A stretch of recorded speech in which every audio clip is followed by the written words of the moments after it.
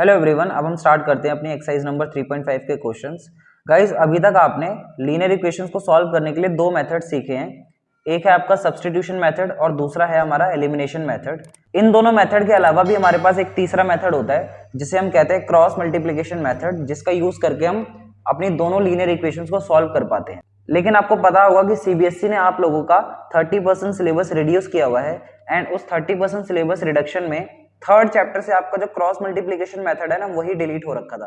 तो आपको 3.5 में पहली बार वैसे क्रॉस मल्टीप्लिकेशन मेथड यूज करना होता था, लेकिन क्योंकि सीबीएसई ने आपको बोला हुआ है कि आपको क्रॉस मल्टीप्लिकेशन मेथड के क्वेश्चन नहीं पूछे जाएंगे, तो इसी वजह से मैं भी आपको क्रॉस मल्टीप्लिकेशन से क्वेश्चंस को सॉल्व करना नहीं सिखाऊंगा, क्योंकि वो हमारे पेपर में नहीं आने वाला है।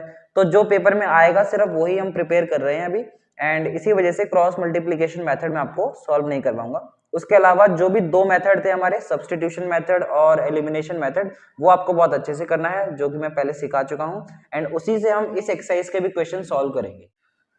देखो, क्वेश्चन नंबर 1 में हमसे क्या बोला है, which of the following pairs of linear equations has unique solution, no solutions और इनफाइनाइटली मेनी सॉल्यूशंस। मतलब हमारे पास कुछ पेयर ऑफ लीनियर इक्वेशंस दे रखी हैं, जिसमें से हमें ये पहचानना है कि किन के यूनिक सॉल्यूशन होंगे, किन लीनियर इक्वेशन के नो सॉल्यूशन होंगे, या फिर उनके इनफाइनाइटली मेनी सॉल्यूशंस होंगे। फिर बोला है in case there is a unique solution find it, और फिर बोला है कि अगर यूनिक सॉल्यूशन हो ना तो उसको फाइंड भी करके बताओ बाय यूजिंग एनी मेथड। अब हमारी मर्जी है, हम कोई भी मेथड यूज कर सकते हैं, चाहे सब्स्टिट्यूशन चाहे एलिमिनेशन। अब सबसे पहले इस तरीके के क्वेश्चन हमने एक्सरसाइज नंबर 3.2 में करे हुए हैं, जहां पर मैंने आपको एक टॉपिक पढ़ाया था, दैट इज रेशियो कंपैरिजन, यानी a1/a2, b1/b2 और c1/c2 का रेशियो कंपेयर करके हम ये पता लगा पाते थे कि कौन सी लीनियर इक्वेशन के यूनिक सॉल्यूशन होते हैं, नो सॉल्यूशंस होते हैं, या फिर इनफाइनाइटली मेनी सॉल्यूशंस होते हैं, है ना। तो कुछ उसी तरीके का क्वेश्चन हमें 3.5 एक्सरसाइज में भी दिया हुआ है। देखो इसको कैसे करना है। सबसे पहले हम यहां पर लिखते हैं a1, b1, c1 और a2, b2 और c2 की वैल्यूज क्या है यहां पर दोनों लीनियर इक्वेशन में से। देखो a1 मेरा क्या होगा, इस वाले x का कोफिशिएंट वो जो कि 1 है। b1 मेरा क्या होगा, इस वाले y का कोफिशिएंट जो कि -3 है। एंड c1 मेरा क्या होगा, कांस्टेंट टर्म जो कि है -3। तो ये तीनों वैल्यूज मैंने पहली वाली इक्वेशन में से ले ली।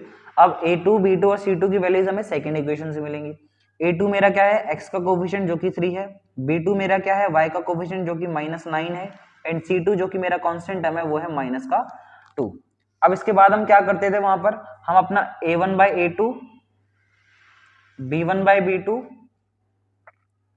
और c1/c2 का रेशियो निकाल लेते हैं। ठीक है, जैसे कि a1/a2 कितना आ जाएगा, 1/3, है ना।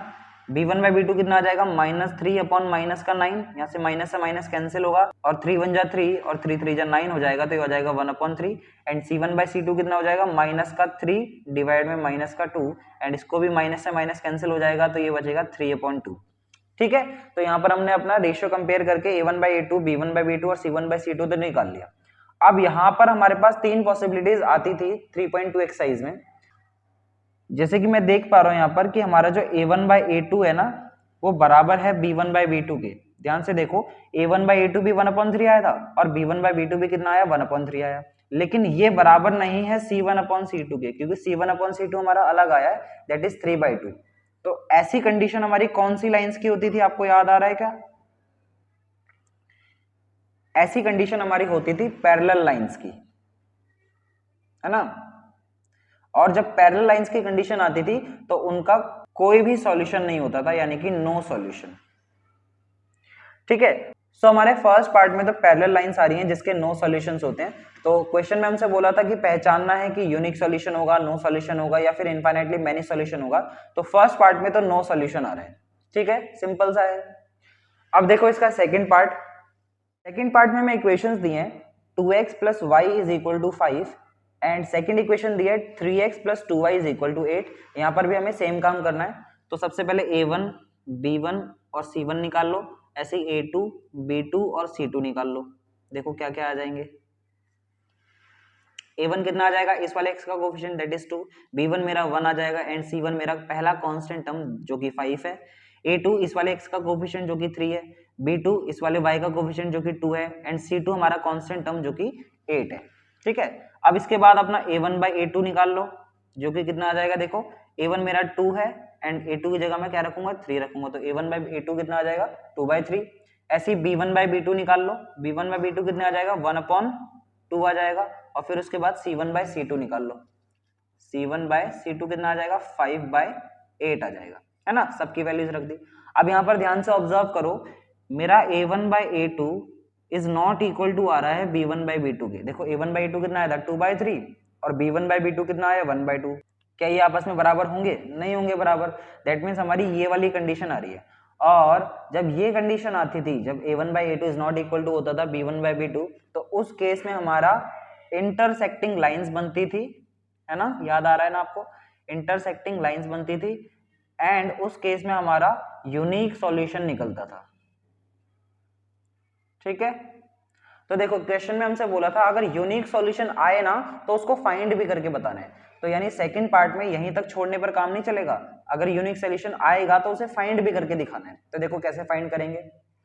अब देखो यूनिक सॉल्यूशन फाइंड करने के लिए दोनों लीनियर इक्वेशंस को सॉल्व करना पड़ेगा, और सॉल्व करने के लिए वैसे तो यहाँ पर क्रॉस मल्टीप्लिकेशन मेथड बोला था, बट क्योंकि वो पेपर में नहीं आएगा तो हम यहाँ पर दूसरा कोई भी मेथड लगा लेंगे, चाहे सब्स्टिट्यूशन लगा लेंगे या तो एलिमिनेशन लगा लेंगे। सपोज करो मैं यहाँ पर इन दो लीनियर इक्वेशंस को सॉल्व करने के लिए एलिमिनेशन मेथड का इस्तेमाल करना चाहता हूँ। तो ये मेरी फर्स्ट इक्वेशन थी, ये मेरी सेकंड इक्वेशन थी। तो याद करो एलिमिनेशन मेथड में हम क्या करते थे, एलिमिनेशन मेथड में कोई भी वेरिएबल को, चाहे x को चाहे y को, हमें एलिमिनेट करना होता है। और एलिमिनेट हम कब कर पाते हैं, जब दोनों लीनियर इक्वेशंस में उसका कोफिशिएंट सेम हो। सपोज करो इन दोनों लीनियर इक्वेशन में से मैं y को एलिमिनेट करना चाहता हूँ, तो y कब एलिमिनेट हो सकता है, जब दोनों लीनियर इक्वेशन में उसका कोफिशिएंट सेम हो। लेकिन अभी तो कोफिशिएंट अलग अलग है, पहले वाले में उसका कोफिशिएंट 1 है और सेकंड वाले में उसका कोफिशिएंट 2 है। तो हम क्या करेंगे, इनका कोफिशिएंट सेम बनाएंगे।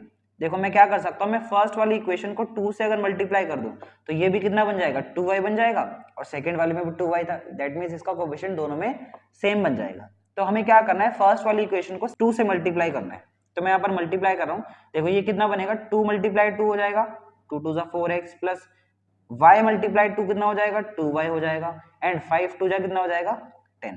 सेकंड इक्वेशन हमारे पास है 3x plus 2y is equal to का 8। ठीक है, अब देखो, अब एलिमिनेट करने के लिए यहाँ पर प्लस और प्लस साइन आ रहे हैं। मैंने बताया था जब प्लस और प्लस साइन आते हैं तो हम दोनों लीनियर इक्वेशंस को सब्ट्रैक्ट करते हैं, है ना। और जब हम सब्ट्रैक्ट करते हैं तो नीचे वाली लीनियर इक्वेशन में सबके साइन बदल जाते हैं। जैसे ये वाला जो 3x है ये प्लस का है अभी, तो इसका साइन बदल के हो जाएगा माइनस, ऐसे ही 2y का साइन भी हो जाएगा माइनस एंड 8 का साइन भी हो जाएगा माइनस। ठीक है, अब नॉर्मल कैलकुलेशन करो, देखो 4x में से 3x गए तो कितना बचेगा, 1x बच जाएगा, प्लस का 2y माइनस का 2y तो आपस में कैंसिल हो जाएगा, एंड 10 माइनस का 8 कितना हो जाएगा, 2। तो यानी कि हमारी यहाँ पर x की वैल्यू आ जाएगी directly x equal two plus का 2। ठीक है, अब x की वैल्यू को किसी भी इक्वेशन में रख दो, वहां से आपको y की वैल्यू मिल जाएगी। जैसे कि सपोज करो यहां मैं लिख दे रहा हूं, putting x equal to 2 in equation number first we get, तो हमें क्या मिलेगा, फर्स्ट इक्वेशन देखो मेरी ये वाली थी। ठीक है, तो यहाँ पर रख रहा हूं मैं, ये बनेगा 2 × 2 plus y is equal to 5, 2 2 4 plus y is equal to 5 हो जाएगा, एंड यहाँ से y की वैल्यू कितनी आ जाएगी, 5 माइनस का 4, that is y is equal to आ जाएगा प्लस का 1। ठीक है, सो देख लो यहाँ पर हमने इसको सॉल्व भी करके दिखा दिया। तो हमारा जो यूनिक सॉल्यूशन आने वाला था ना, जो हमने चेक करके वैसे फाइंड किया था, तो यूनिक सॉल्यूशन हमारा आ रहा है 2,1, x की वैल्यू 2 और y की वैल्यू प्लस का 1, एंड ये हो गया आपका फाइनल आंसर। ठीक है, सो आई होप आपको समझ में आ गया होगा। अब आते हैं इसके नेक्स्ट पार्ट पर। थर्ड पार्ट में हमें इक्वेशंस दिए हैं, 3x minus 5y is equal to 20 and 6x minus 10y is equal to 40। इसमें भी हमें चेक करके बताना है। तो देखो कैसे करेंगे, a1, b1 और c1 की वैल्यू लिख लो, एंड ऐसे ही a2, b2 और c2 की वैल्यू लिख लो। a1 की वैल्यू कितनी आएगी, इस वाले x का कोफिशिएंट यानी कि 3, b1 की वैल्यू कितनी आएगी -5, एंड c1 की वैल्यू कितनी आएगी यानी कांस्टेंट टर्म 20। ठीक है, इनकी वैल्यू सेकंड इक्वेशन से ले लो, a2 की वैल्यू 6, b2 की वैल्यू -10 एंड c2 की वैल्यू कितना 40। ठीक है, अब रेशियो कंपेयर करना है, पहले निकाल लो a1/a2। देखो a1/a2 कितना आएगा, a1 की वैल्यू 3 है और a2 की वैल्यू 6 है, तो ये हो जाएगा 3/6, और इसको हम कैंसिल कर ले 3 से, तो ये हो जाएगा 3 1 जा 3 एंड 3 2 जा 6, तो a1/a2 तो कितना आ गया 1/2। ऐसे b1 बाई b2 निकाल लो। b1 की वैल्यू -5, ये है माइनस का 10, माइनस से माइनस कैंसिल और 5 1 जा 5, 5 2 जा 10, ये भी आ गया 1/2। और फिर उसके बाद c1/c2 निकाल लो, तो ये कितना बनेगा 20/40। इसको हम 20 से कैंसिल कर ले तो ये कितना आ जाएगा 21 जा 20 एंड 22 जा होता है 40। तो c1/c2 भी कितना आ जाएगा 1/2।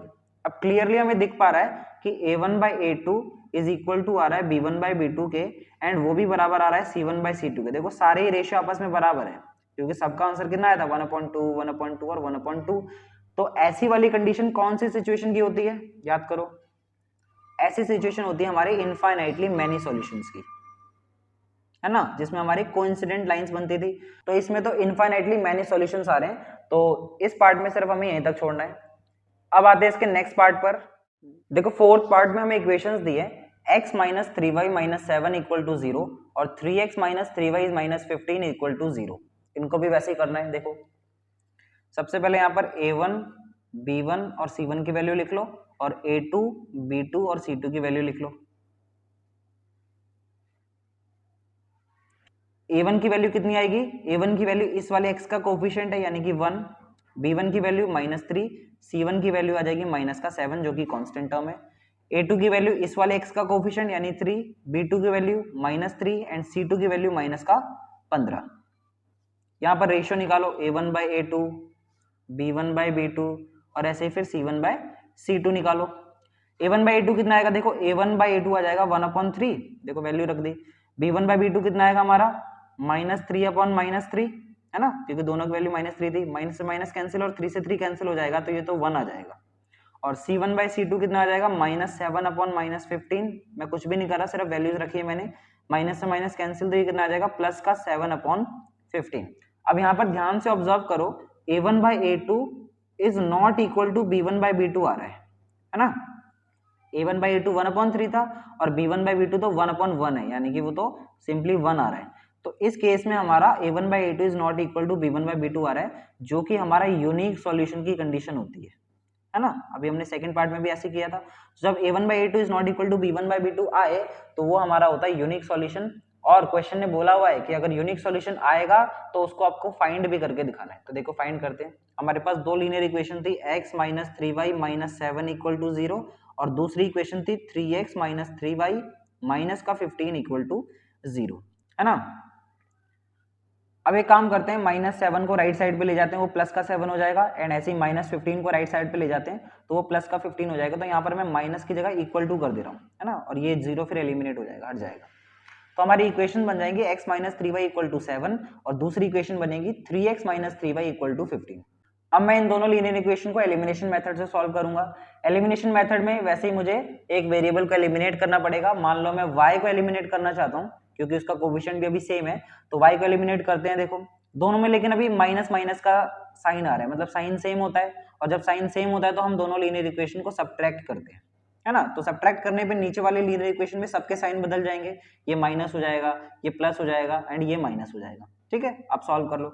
x माइनस 3x कितना होगा, माइनस का 2x होगा, क्योंकि 1 में से माइनस करने हैं 3, माइनस का 3y प्लस का 3y तो आपस में कैंसिल हो जाएगा, एंड 7 माइनस 15 कितना हो जाएगा, माइनस का 8, क्योंकि 7 माइनस 15 हो जाएगा -8, क्योंकि प्लस माइनस माइनस होते हैं। ठीक है, यहाँ से माइनस का माइनस कैंसिल हो जाएगा, तो x की वैल्यू कितनी आ जाएगी, 2 1 जा 2 एंड 2 4 जा 8, तो क्लियरली x की वैल्यू यहाँ पर आ जाएगी प्लस का 4। ठीक है, अब इस x की वैल्यू को किसी भी इक्वेशन में रख दो, वहां से y की वैल्यू हो जाएगी। सपोज करो मैं फर्स्ट इक्वेशन में रखता हूं, तो यहाँ पर लिख लो putting x equal to 4 in equation number 1 we get, तो हमें क्या मिलेगा, देखो इक्वेशन नंबर 1 ये थी हमारी, ये वाली, तो इसमें रख दे रहा हूं मैं, ये हो जाएगा 4 माइनस का 3y इज इक्वल टू 7।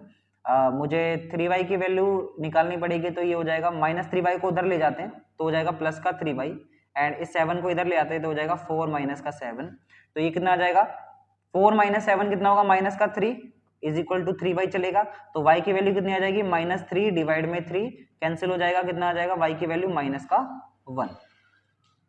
ठीक है, सो x हमारा आ रहा है 4 एंड y हमारा आ रहा है माइनस का 1, तो हमारा जो यूनिक सॉल्यूशन उसने मांगा था ना, देयरफॉर यूनिक सॉल्यूशन हमारा क्या हो जाएगा,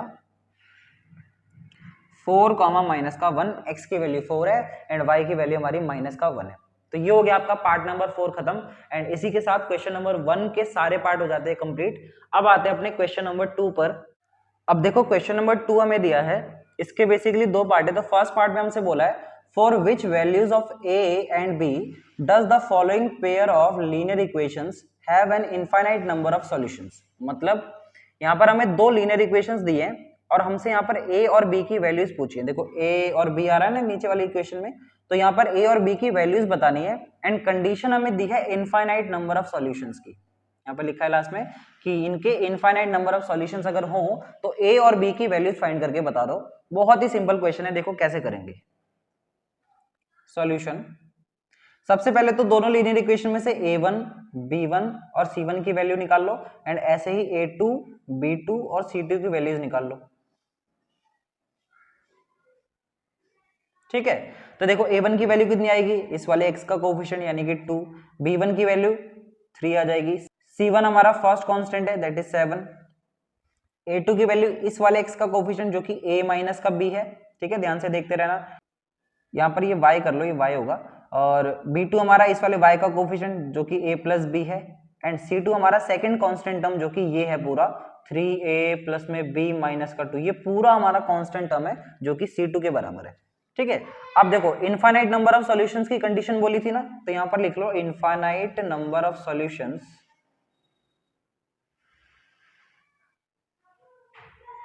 इनफाइनाइट नंबर ऑफ सॉल्यूशंस कब होते हैं हमारे, जब a1 अपॉन a2 बराबर होता है b1 अपॉन b2 के एंड वो भी हमारा बराबर होता है c1 अपॉन c2 के, तो उस केस में हमारे इनफाइनाइट नंबर ऑफ सॉल्यूशंस होते हैं। तो हम क्या करेंगे, इसी कंडीशन में यूज करके यहाँ पर a और b की वैल्यू बता देंगे। देखो ये बनेगा 2 अपॉन a माइनस b, मैं बस वैल्यूज रख रहा हूँ, is equal to 3 upon a plus b is equal to 7 upon 3a plus में b माइनस का 2। ठीक है, कोई दिक्कत यहाँ तक, बस मैंने यहाँ पर इनकी वैल्यूज रखी है देख देख के। अब इसके बाद क्या करना है आपको, सबसे पहले इन दोनों को लेकर सॉल्व कर लेना है एंड फिर उसके बाद इन दोनों को लेकर सॉल्व कर लेना है। अगर वहां से इक्वेशंस बननी होंगी तो इक्वेशन बन जाएंगी और उनको फिर सॉल्व कर लेंगे। देखो कैसे करेंगे, सबसे पहले मैं इसको और इसको लेकर सॉल्व कर रहा हूं। यहाँ पर मैं क्या कर सकता हूँ, इनको मैं क्रॉस मल्टीप्लाई अगर कर दूं तो क्या बनेगा, ये हो जाएगा 2 मल्टीप्लाई में a प्लस बी है ना, इज इक्वल टू ये क्या हो जाएगा 3 का मल्टीप्लाई हो जाएगा a माइनस बी से। यहाँ पर सॉल्व कर लो, देखो 2 मल्टीप्लाई a कितना हो जाएगा 2a प्लस में 2 का मल्टीप्लाई b से 2b हो जाएगा। सेम यहाँ पे करो 3a माइनस का 3b। अब जो a वाले हैं उनको एक तरफ कर लो और जो b वाला है उसको दूसरी तरफ कर लो। तो 2a को राइट साइड पर ले जाओ तो ये कितना हो जाएगा 3a माइनस का 2a, क्योंकि वहां पर प्लस था यहाँ पर हो गया माइनस हो जाएगा वो, एंड इस माइनस 3b को लेफ्ट साइड पे ले जाओ तो ये हो जाएगा 2b प्लस का 3b, क्योंकि वहां पर माइनस का था यहाँ पर आगे प्लस का हो जाएगा। सो 3a में से 2a गए तो कितने बचे, एक a बचेगा एंड 2b प्लस 3b कितना आ जाएगा 5b आ जाएगा। तो इस तरीके से यहाँ पर हमारी a की वैल्यू सी आ गई है ना, a is equal to 5b आ गया। इसको यूज कर लेंगे जहां भी यूज होना होगा। अब दूसरा केस देखो, मैंने बोला था इस चीज को और इस चीज को आपस में बराबर रख दो। देखो मैं इसको अलग से लिख के दिखा रहा हूँ, 3 अपॉन a प्लस बी बराबर करना है हमें 7 upon 3a plus B minus 2 के। इसमें भी क्रॉस मल्टीप्लाई करो तो कैसे होगा, देखो 3 का मल्टीप्लाई करना है 3a प्लस बी माइनस 2 से एंड 7 का मल्टीप्लाई करना है हमें a प्लस बी से। तो देखो 3 मल्टीप्लाई 3a 9a हो जाएगा, 3 मल्टीप्लाई b 3b हो जाएगा एंड 3 2 जा 6 हो जाएगा। यहाँ पर 7 का मल्टीप्लाई a से 7a हो जाएगा, 7 का मल्टीप्लाई b से 7b हो जाएगा। अब एक जैसे जो है उनको एक तरफ कर लेते हैं, जैसे 7a को लेफ्ट साइड पे ले जाओ तो ये हो जाएगा 9a माइनस का 7a प्लस में 3b माइनस का 7b हो जाएगा, क्योंकि इसको मैं लेफ्ट साइड पे ले गया एंड इज इक्वल टू यहाँ पर माइनस 6 को राइट साइड पे ले जाओ तो हो जाएगा प्लस का 6। देखो 9a में से 7a जाएंगे तो कितने बचेंगे 2a प्लस में 3b माइनस का 7b, ये कितना आ जाएगा माइनस का 4b है ना, इज इक्वल टू यहाँ पर आपका 6 चल रहा है। अब देखो यहाँ पर आपको ना a की वैल्यू मिल गई थी फर्स्ट वाले पार्ट को सॉल्व करके, a की वैल्यू हमारी 5b के बराबर आ रही थी। तो मैं क्या करूंगा, यहाँ पर इस चीज को यूज कर लूंगा, a की जगह मैं रख दे रहा हूँ 5b, तो ये हो जाएगा 2 मल्टीप्लाई 5b और यहाँ पर ये कितना होगा प्लस माइनस माइनस का 4b रहेगा इज इक्वल टू 6। ये देखो कितना बनेगा 2 मल्टीप्लाई 5 2 5 जा 10b हो जाएगा माइनस का 4b इज इक्वल टू 6 है। 10b में से 4b जाएंगे तो कितना बचेगा 6b इज इक्वल टू 6। यहाँ से b की वैल्यू कितनी आ जाएगी 6 से 6 कैंसिल, तो b इज इक्वल टू कितना आ जाएगा प्लस का 1। ठीक है, अब अगर b आ गया प्लस का 1 तो b की वैल्यू को इसमें रख दो, वहां से a की वैल्यू आ जाएगी। तो यहाँ पर लिख लो putting b is equal to 1 we get, तो हमें क्या मिलेगा, तो a इज इक्वल टू 5 भी था, b की जगह पे आपको कितना रखना है, प्लस का 1 रखना है, तो यहाँ पर a इज इक्वल टू बनेगा 5 multiply 1 and a equal to आ जाएगा 5 1 जा 5, दैट इज a की वैल्यू हमारी प्लस का 5 आ जाएगी। ठीक है, सो इस तरीके से a की वैल्यू 5 आ रही है एंड b की वैल्यू हमारी 1 आ रही है, जो कि हमसे पूछा था। तो आपका फाइनल जो आंसर बनेगा वो क्या, a की वैल्यू 5, b की वैल्यू प्लस का 1। ठीक है, सो इस तरीके से हमारा सेकंड क्वेश्चन का जो फर्स्ट पार्ट था ना वो तो हो गया कंप्लीट। अब इसका देखो सेकंड पार्ट भी हमें करना है, तो फर्स्ट पार्ट आप ध्यान से देख लो, आपको समझ में आ गया ना। चलो अब आते हैं इसके नेक्स्ट पार्ट पर, पार्ट नंबर 2। अब देखो सेकंड पार्ट में हमसे क्या बोला है, for what value of k will the following pair of linear equations have no solution। मतलब फिर से हमें दो लीनियर इक्वेशन दी है, लेकिन इस बार हमें बोला है नो सॉल्यूशंस होंगे, तो k की वैल्यू फाइंड करके बता दो। देखो यहाँ पर k आ रहा है ना, ये 2k - 1 k - 1, तो इस k की वैल्यू हमें फाइंड करके बतानी है। तो देखो कर लेंगे सॉल्यूशन। देखो नो सॉल्यूशन की कंडीशन क्या होती है, नो सॉल्यूशन की कंडीशन होती है a1/a2 is equal to b1/b2 that is not equal to c1/c2, है ना, यही होती है। तो इस वाली में पुट कर लो, वहां से k की वैल्यू आ जाएगी। देखो a1/a2, अब देखो मैं डायरेक्टली करूंगा, a1 की वैल्यू मेरी 3 है तो ये हो जाएगा 3 डिवाइड में a2 की वैल्यू मेरी क्या आएगी, नीचे वाले x का कोफिशिएंट यानी 2k - का 1 इज इक्वल टू b1/b2 मेरा कितना है, b1 मेरा होगा y का कोफिशिएंट यानी कि 1 और b2 मेरा होगा नीचे वाले y का कोफिशिएंट यानी कि k - का 1 and is not equal to क्या आ जाएगा, c1/c2 यानी कि कांस्टेंट टर्म, तो 1 में 2k प्लस का 1। तो एक चीज देखो यहाँ पर, ये जो इज नॉट इक्वल टू वाली चीज है ना, इसको हमें यूज नहीं करना है, तो ये तो बेकार है। हम क्या करेंगे, जो इज इक्वल टू में चीज आ रही है ना, इसको सॉल्व करेंगे। तो दोनों को सॉल्व करने के लिए क्रॉस मल्टीप्लाई करो, ये कितना बनेगा, 3 का मल्टीप्लाई हो जाएगा k - 1 से इज इक्वल टू 1 का मल्टीप्लाई हो जाएगा 2k - 1 से, वो तो 2k - 1 ही आ जाएगा। इसको खोल लो ब्रैकेट को, ये हो जाएगा 3k माइनस का 3 1 जा 3 इज इक्वल टू 2k - का 1। यहाँ से 2k को लेफ्ट साइड पे ले जाओ तो हो जाएगा 3k - का 2k और इस -3 को राइट साइड पे ले जाते हो जाएगा प्लस का 3 एंड वहां पर पहले से माइनस का 1 है, तो ये कितना आ जाएगा, 3k - का k कितना आ जाएगा k, और 3 में से 1 जाएंगे तो आ जाएगा प्लस का 2। तो इस तरीके से हमारे k की वैल्यू आ जाएगी बड़े आराम से, k is equal to 2 and ये हो गया हमारा सेकंड पार्ट का आंसर। इसमें हमारी k की वैल्यू आ जाएगी k इज इक्वल टू 2। ठीक है, सो अब आते हैं अपने नेक्स्ट क्वेश्चन पर। क्वेश्चन नंबर 3 में हमसे बोला है solve the following pair of linear equations by the substitution method and cross multiplication method. अब देखो क्रॉस मल्टीप्लिकेशन मेथड तो हम क्योंकि नहीं सीख रहे हैं तो इससे तो हम नहीं करेंगे क्योंकि एग्जाम में भी नहीं आएगा, तो लेकिन सिर्फ सब्स्टिट्यूशन मेथड से हम सॉल्व करके दिखा देंगे कैसे सॉल्व करना है। देखो सॉल्यूशन, दोनों लीनियर इक्वेशन हमारी फर्स्ट ये है एंड सेकंड इक्वेशन ये है, तो मैं लिखता हूं from equation number first equation से हम x की वैल्यू अगर निकाले तो क्या आएगी, ये देखो ऐसे बनेगा, प्लस 5y को राइट साइड पे ले जाते हो जाएगा माइनस का 5y and x equal to आ जाएगा 9 माइनस का 5y डिवाइड में 8 एंड ये x की वैल्यू को हम क्या बोलेंगे, इसको हम बोलते हैं इक्वेशन नंबर 3। ठीक है, अब इस x की वैल्यू को सेकंड इक्वेशन में पुट कर दो या सब्स्टिट्यूट कर दो तो वहां से हमारी y की वैल्यू निकलेगी। तो यहाँ पर लिखना है आपको putting value of x, value of x का मतलब है ये वाली जो थर्ड इक्वेशन आई ना, इसको इन इक्वेशन नंबर सेकंड इक्वेशन में रखना है। तो देखो रखते हैं, ये बनेगा 3 मल्टीप्लाई में सेकंड इक्वेशन ये थी हमारी, तो x की जगह पर ये रखना है, तो कितना आ जाएगा 9 माइनस का 5y डिवाइड में 8 प्लस में यहाँ पर 2y है इज इक्वल टू 4 है, 9 3 जा कितना हो जाएगा ये 27 एंड 3 5 जा कितना हो जाएगा 15y डिवाइड में 8 चल रहा है प्लस का 2y इज इक्वल टू 4 है। अब यहाँ क्या कर सकते हैं, यहाँ पर एलसीएम ले लो, देखो 2y के नीचे कुछ नहीं यानी कि 1 है, तो 8 और 1 का एलसीएम कितना आ जाएगा 8, तो ये कितना बनेगा 8 के टेबल में 8 आता है 1 बार में एंड 1 का मल्टीप्लाई इस चीज से होगा तो ये तो सेम ही आ जाएगा, प्लस में 1 के टेबल में 8 कितनी बार में आता है 8 बार में एंड 8 का मल्टीप्लाई 2y से हो जाएगा तो ये आ जाएगा 16y इज इक्वल टू 4।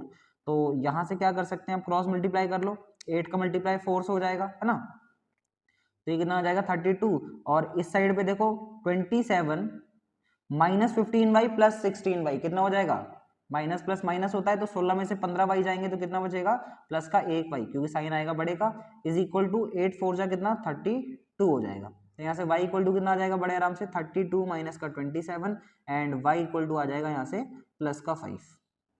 ठीक है, सो y तो निकल गया, अब इसके बाद x निकालना है, तो x निकालने के लिए क्या करोगे, y इज इक्वल टू 5 को थर्ड इक्वेशन में रख दो, वहां से x भी आ जाएगा, तो रख दो यहाँ पर पुटिंग y इक्वल टू 5,